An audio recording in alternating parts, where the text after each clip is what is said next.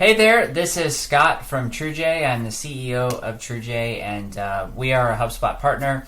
And I just want to talk to you about migrating HubSpot to HubSpot, or maybe you want to call it a HubSpot portal consolidation, or you're segmenting out a business unit or a part of your company into another portal. Maybe it's a different website or domain. All of those kind of fall under this use case. This is a fun one. We get all sorts of types of scenarios and use cases with HubSpot to HubSpot migrations. This is the third most common migration that we see. So maybe there's a merger acquisition that's happened. Maybe you have 4 different teams on starter plans and you're looking to get them all consolidated onto like an enterprise or a pro plan. Or maybe you are actually removing a business unit into another portal. So we see all different types of these consolidations. We've seen 8 to 1, 1 to 1, 3 to 1. So yeah, let's hop into it, and we'll go over. I have the agenda here. Some of the different paths that you have available to you, some that are free, and then some of the different options that we offer. Most partners out there can help you with this, so they should all be pretty familiar. It's a very common one that we see. I want to jump into limitations right off the bat, some expectations that you should have knowing you're moving data from one to another. There might be some fields and some intelligent fields that will reset. I'll hop into that later. Cost, timeline, what are the objects that are there? And then also, we want to talk about, and it's a big part of this, is the data, which we can automate and migrate that pretty easily. And then there are assets. And so you might not have any assets that you need recreated in the target, but assets are things like marketing emails, campaigns, forms, CTAs, things like that. I'll hop into that later, but there's 2 different elements to this, so keep that in mind. I'm going to cover if you're running out of time, your HubSpot source portal is shutting off soon, and what to do, and then some data cleansing and best practices ahead of the start date. So let's go ahead and move right into it. And I want to hop into limitations right out the gate. I like to do this just so as we talk through the different paths, you're aware of these limitations, and I can asterisk some of these for you so you know what I'm talking about when we get there. So the main limitation with HubSpot to HubSpot migration or portal consolidation is HubSpot intelligent fields, and these are typically like engagement activity. Things like opens, clicks, views, last website visit, those are all HubSpot intelligent fields. Those will not, they're read-only fields, so I should put it that way, which means we can't write to them. No integrator has access to them. We can't write to them. We can pull them and we can push them into a static field. However, most of those, like opens, clicks, views, they just become obsolete after 3 to 6 months. So there's just going to be a period of time when we move data from here, where they have all that engagement activity, and we move it to here. It's going to become static if we move it into custom fields, because they're going to start a life of their own in the new portal and moving forward. So keep that in mind.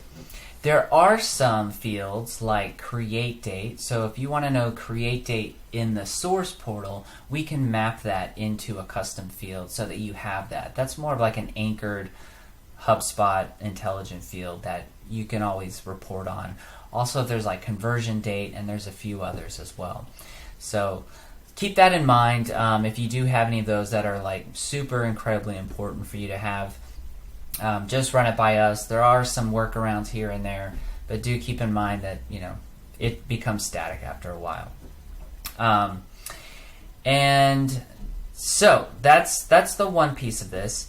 The other part is typically we are merging data. So if we are migrating to another HubSpot portal, we're consolidating portals, almost very likely that there is a lot of data in the destination system that will overlap data that you have in the source. So when that is the case. We just need to know the desired logic that you would like us to implement in the migration for when those two matching records meet. So we have different options, like you can overwrite it, the record could drop. All the associated objects will still sync up to that target record. Or we can do something what we call a true merge. And a merge basically is any field that is populated on the destination HubSpot portal will remain and will not get overwritten. However, if there are fields that are empty on this record and they are populated on the source side, they will actually slide into the record, and that will be what we call a merge or a set empty fields rule. So those are the HubSpot limitations for you to know. So now, different paths for migration. You have a couple options here. HubSpot has their native import tool. This requires CSV file imports or uploading. So you'll have a CSV file for contacts, for companies, deals, tickets. And you can import those files on your own. I have an asterisk next to deals because if deals has multiple relationships, then that's not something that the import tool with HubSpot can handle. So you might want to consider looking at, like a wizard or another partner to help you out and get the data in. They do also offer things. I think on the import tool they offer products and custom objects. However, I put a really big asterisk on that just because custom objects typically have a lot of relationships, and I think you need data expertise, somebody who handles migrations to make sure all those relationships are established and they are all still existing in the target portal. So if you do have custom objects or products have line items and inventory and things like that, I highly recommend you use a partner to get those in. So that's why I don't list them here. Then your other path here, well, I guess I'll say for the native import tool, this is free to use, and the timeline is your own. Obviously, you can import these in an hour or however long it takes you. So did want to point that out. So for Trujay, we have 3 different ways that you can get your data into HubSpot. You can use our wizard, which is our online application, and if you are merging data, you need to just make sure that we are aware of it, and so that we know what your desired logic is, and so that's something we'll have to tweak on the back end. That logic by default is going to be the record's just going to drop. So if that's not what's wanted, then you need to make sure that we know, and you don't just go through the wizard super fast. The second option is you can use the wizard, but if you don't feel comfortable with the onus of the migration on you and you want guided support, you can have one of our teams hop on with you and do the wizard with you, go through mapping, answer all your questions, give you guidance. And that's like 5 hours of their time. And that's about $750. So we charge $150 an hour for those 5 hours. And that will come on top of whatever your wizard price cost is. Your wizard cost and price will come based off of how many records you have, and you can just go connect your systems to that tool and it will give you a price after you run a free sample migration. And then the third is a custom migration. That's where Trujay does the entire lift. We'll do the whole project for you from beginning to end. There's a dedicated CSM, there's kickoff, mapping, testing, validation, QA, Delta migration, all that good stuff, and it's a very seamless transition. So, and then I guess I'll say on the custom migration piece, as far as pricing goes, the average price is somewhere in the $2,500 to $3,500 range. It really just ranges, and that's the data migrations, not the assets. So assets is another piece of this that I'll hop into later. So what are the objects, the other objects that you have inside of HubSpot that are outside some of the free options out there?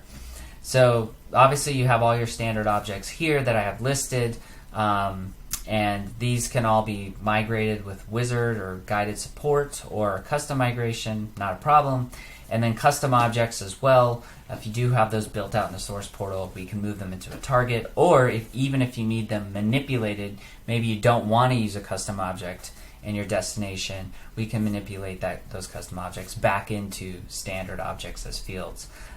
There's a lot of things that we can do here if you have different outcomes or things are changing, process, pipelines, and all that stuff is changing. It's all very doable, very, very simple.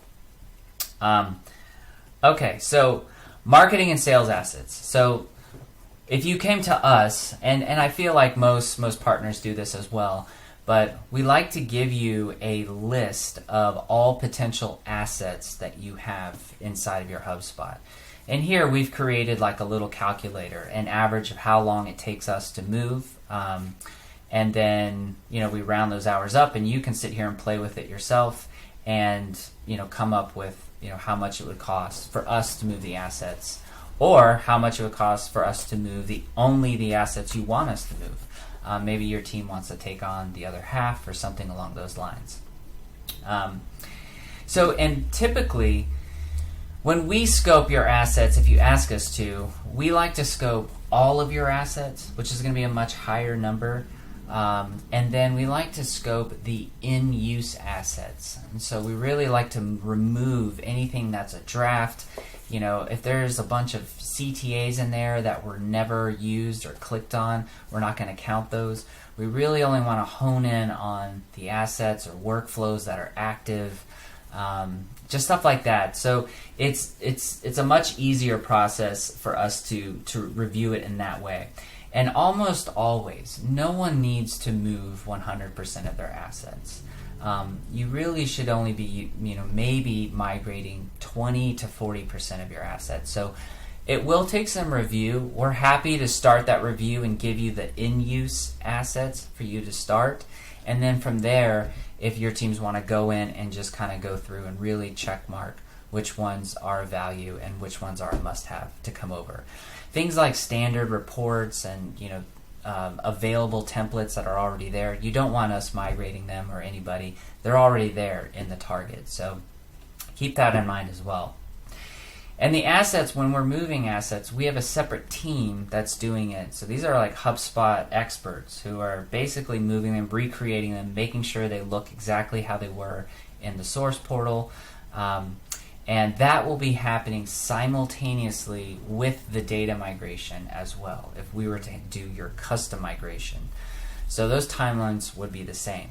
If you have a ton of assets to move over, then that timeline most likely will get pushed out, as could be a lot of hours and just a lot of work to move over. So keep that in mind as well. So the 3 paths by leveraging Trujay, I kind of touched on those. But the first one, like I mentioned, is a do-it-yourself wizard. These are really for small to mid-sized data sets. You don't have anything really customized or complex going on with the move, like data filtering. Data merging, again, if you do have data to merge, we can tweak your specific backend wizard migration if you need us to.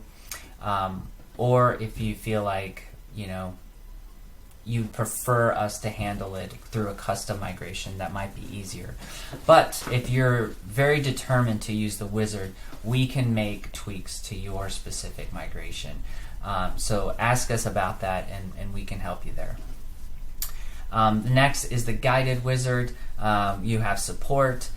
They can help you with a lot of advanced mappings. Things like if you have 10 fields that maybe only got used 20% of the time, and you want to consolidate those into a pick list or something like that, we can do all sorts of stuff like that. With the wizard, we can help you design that. But yeah, like I said, they will do your test validation for you. They'll check your results. They'll make sure that your wizard migration went pretty seamlessly. And then lastly is our custom migration. And these are typically more complex, or you just don't want any of the migration onus on you. You don't have the bandwidth.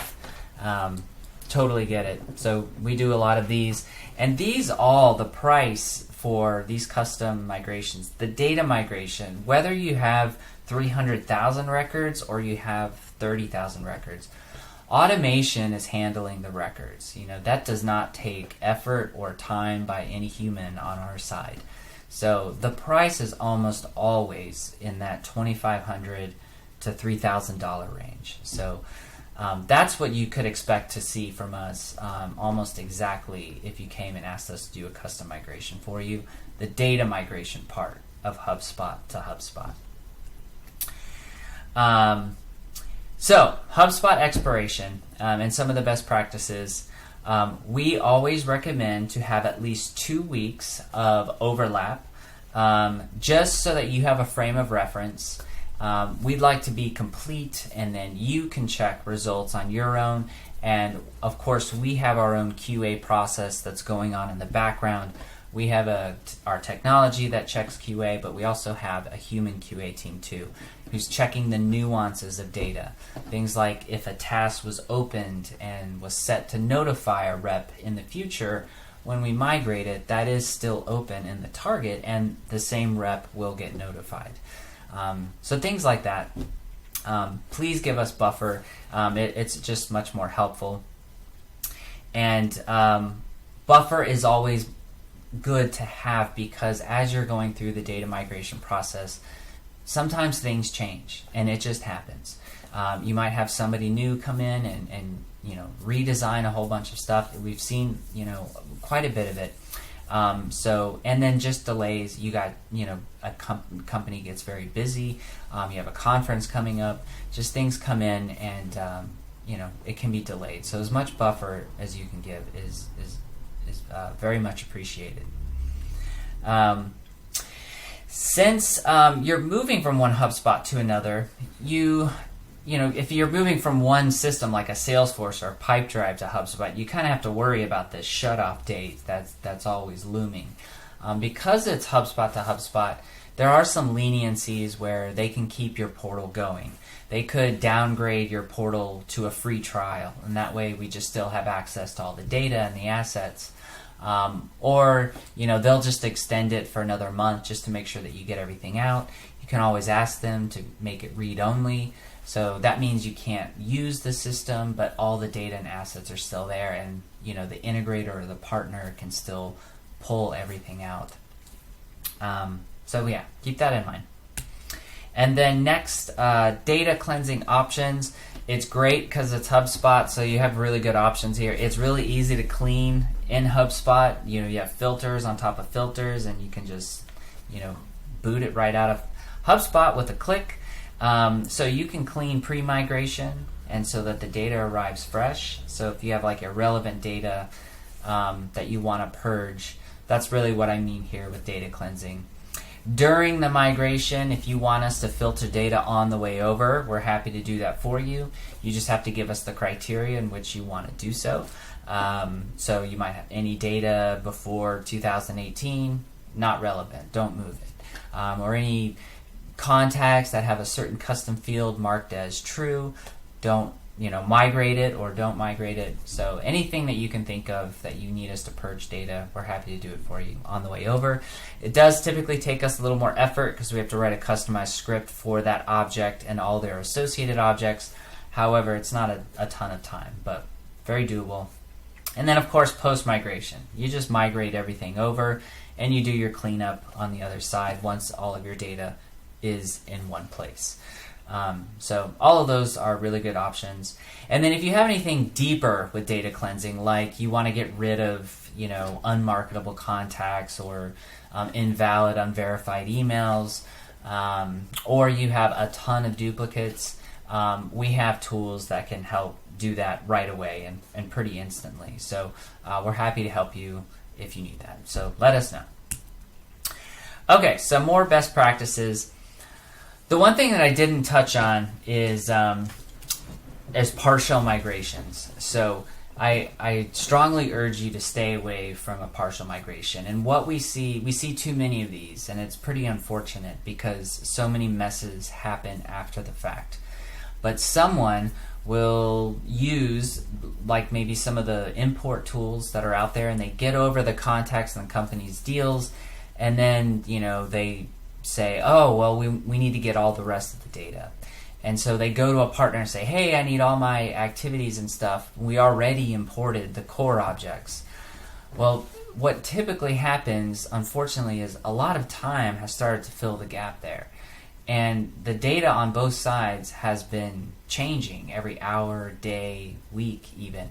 And so when it's updating and data is getting purged and configurations have changed and mappings and all of that stuff, it can create a bit of a mess. So then we're actually trying to sync up activities, query, find, and latch onto the appropriate relationship.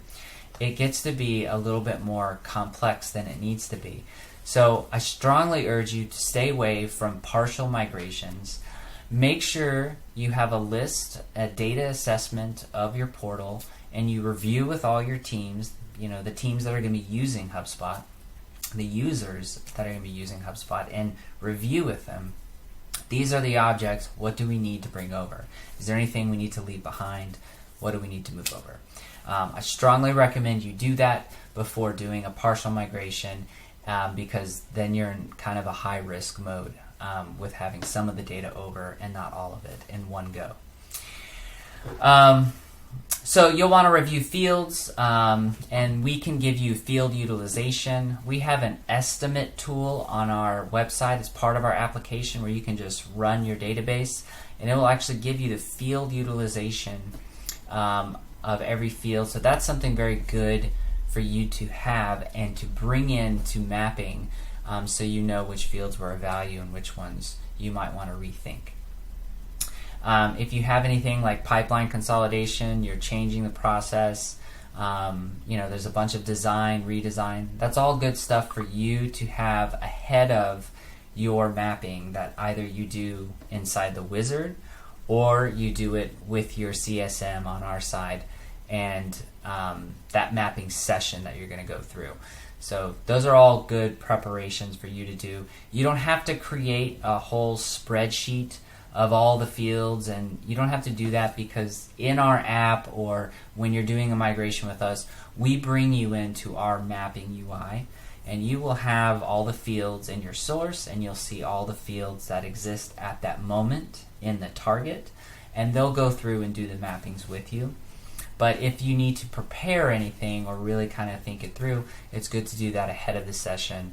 That way you're not in the middle of the session and everyone has a bunch of questions and you're not sure exactly how to execute.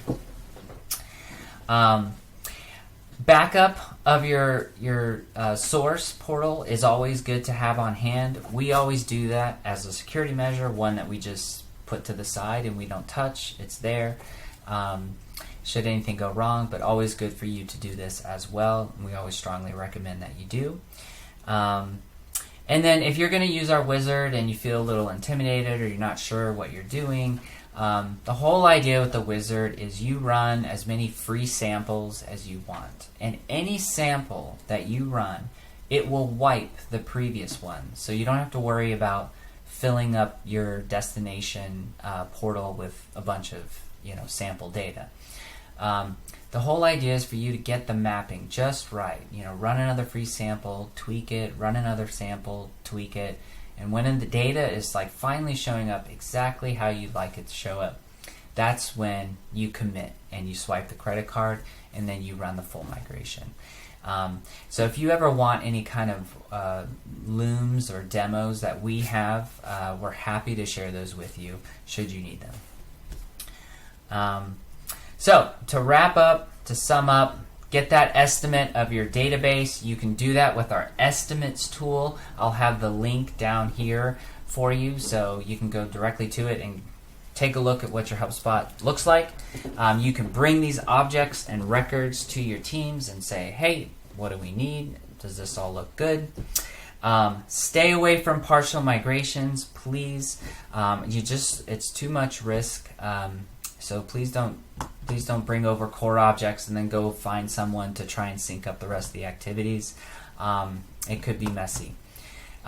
Give as much buffer as possible. Overlap, time is it's just a pressure when trying to do a migration. Obviously, we all want to stay on time and have goals and deadlines, and we all hit those.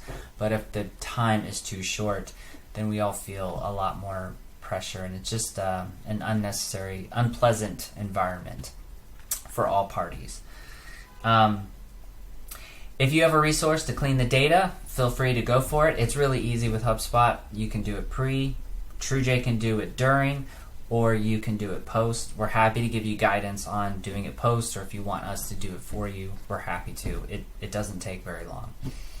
And then if you're just curious about the health of your data, if your data is kind of in a shady spot, you got a lot of duplicates, or you think you have a bunch of like unmarketable contacts or bad syntax and things like that, we have on our app, and I'll have a link here too, is our data health assessment. You can just run it really fast. You'll get an email in about 30 minutes after it's done. You'll have a letter grade on the shape that your data's in, how many duplicates you have, how many undeliverable contacts you have, unmarketable contacts that you have. So it's very helpful. And then also with most of our customers that we migrate, typically they're pretty happy with us, and they're always asking for more, because we gave them guidance as we move them over. And they have HubSpot expertise, the customer does on their side.